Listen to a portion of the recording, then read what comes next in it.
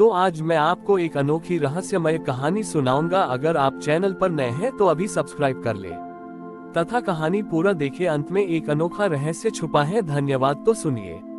प्राचीन समय की बात है। विंध्याचल की घाटियों में अर्णव नाम का एक डाकिया रहता था।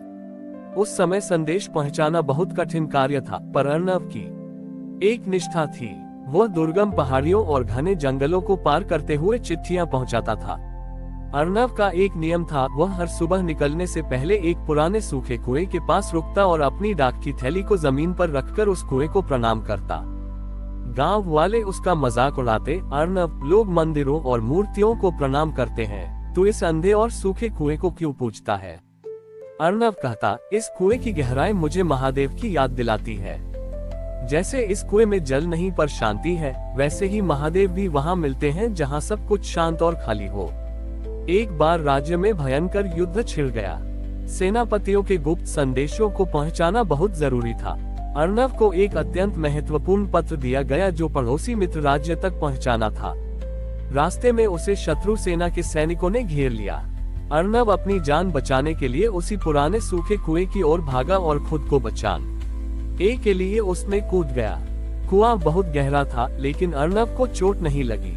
जब उसने नीचे आंखें खोली तो वह दंग रह गया। कुएं के तल में कोई अंधेरा नहीं था, बल्कि वहां से एक अलौकिक नीली रोशनी फूट रही थी। कुएं की दीवारों पर हजारों बेलपत्र प्राकृतिक रूप से उगे हुए थे। वहां एक शिवलिंग स्थापित था जो पारदर्शी स्फटिक क्रिस्टल का बना था। अर्णव ने देखा कि शत्रु सैनिक कुएं के ऊपर खड़े थे और उसमें पत्थर फेंक रहे थे। अर्णव ने वह गुप्त पत्र शिवलिंग के चरणों में रख दिया और कहा, प्रभु, ये संदेश राज्य की रक्षा के लिए है। मैं मर भी जाऊं तो गम नहीं, पर यह पत्र सही हाथों में पहुंच जाए। तभी एक अद्भुत घटना हुई। कुएं के भीतर से एक गूंज उठी, ओम। उस ध्वनि के साथ ही कुएं के भीतर से जल की एक विशाल फुहार ऊपर की ओर उठी।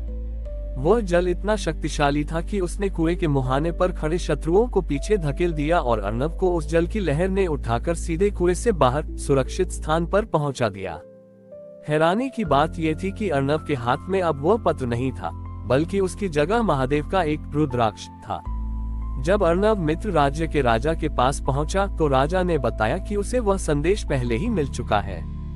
राजा ने कहा, एक तेजस्वी बालक जिसके मस्तक पर भस्म थी, वह ये पत्र देकर अभी अभी गया है। अर्णव समझ गया कि वह बालक स्वयं महादेव थे। वह सूखा कुआं अब ज्ञान कूप के नाम से जाना जाने लगा। अर्णव ने डाक पहुंचाने का काम जारी रखा, पर अब वह केवल कागज के संदेश नहीं पहुंचाता था, बल्कि जहां भी जाता महादेव की उस शांति और विश्वास का संदेश बांटता जो उसे उस कुएं की गहराई में मिला था। महादेव ने सिद्ध किया कि वे केवल ऊंचे शिखरों पर ही नहीं, बल्कि उस गहराई में भी है जहां इंसान खुद को पूरी तरह समर्पित कर देता है।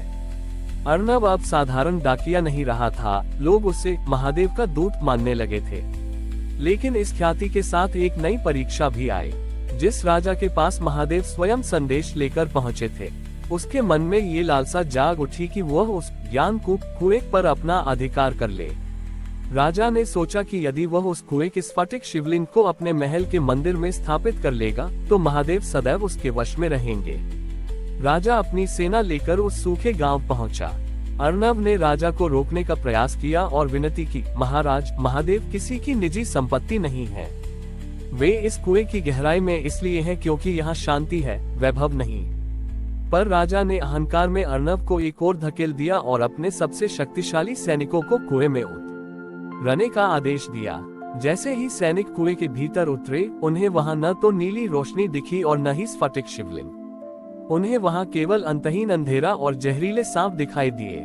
सैनिक चीखते हुए बाहर भागे। राजा को लगा कि अर्णव ने कोई तंत्र मंत्र किया है।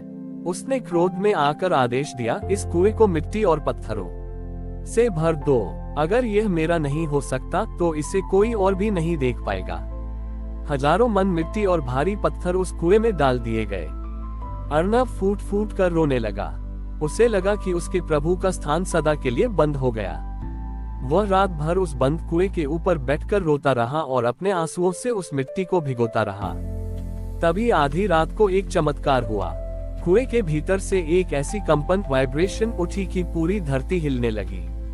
जो मिट्टी और पत्थर कुएं में डाले गए थे वे अचानक कमल के फूलों में बदल गए और कुएं के मुहाने से बाहर निकलने लगे। देखते ही देखते वह कुआं एक दिव्य सरोवर में बदल गया जिसका जल आकाश की तरह नीला था। उस सरोवर के बीचों बीच साक्षात महादेव प्रकट हुए। उनके साथ वह तेजस्वी बालक भी था जिसने अर्णव का पत्र पहुंचाया था। महादेव बोले, अर्णव, जिसने मुझे पत्थरों के नीचे दबाना चाहा, उसे केवल पत्थर मिले, लेकिन तुमने मुझे अपनी भावनाओं में स्थान दिया, इसलिए मैं तुम्हारे लिए इस मरुस्थल में भी अमृत का सरोवर बन गया हूँ। राजा, जो दूर से ये सब देख रहा था, भय और पश्चाताप से कांपने लगा। वह सरोवर के किनारे आया और क्षमा मांगी। महादेव ने उसे आदेश दिया कि वह अपनी सारी शक्ति राज्य की सीमाओं को बढ़ाने में नहीं, बल्कि प्यासे कंठों तक पानी पहुंचाने में लगाए। अर्णव ने अपना बाकी जीवन उस सरोवर के किनारे बिताया। वह अब चिट्ठियां नहीं लिखता था, क्योंकि अब उसका पूरा जीवन ही महादेव का एक जीवित संदेश बन गया था। कहते हैं कि आज भी जो व्यक्ति उस सरोवर के किनारे बैठकर मौन भाव से अपनी समस्या कहता है, उसे हवाओं की गूंज में महादेव का उत्तर मिल जाता है। हमारी और भी आध्यात्मिक एवं अनोखी कहानियां देखने के लिए हमारे चैनल पर जाएं तथा धार्मिक एवं पौराणिक अनोखी कहानियां हमारे चैनल पर है। कृपया जाके देखें तथा हमारे चैनल को सब्सक्राइब करके रखें और वीडियो लाइक जरूर करें। धन्यवाद।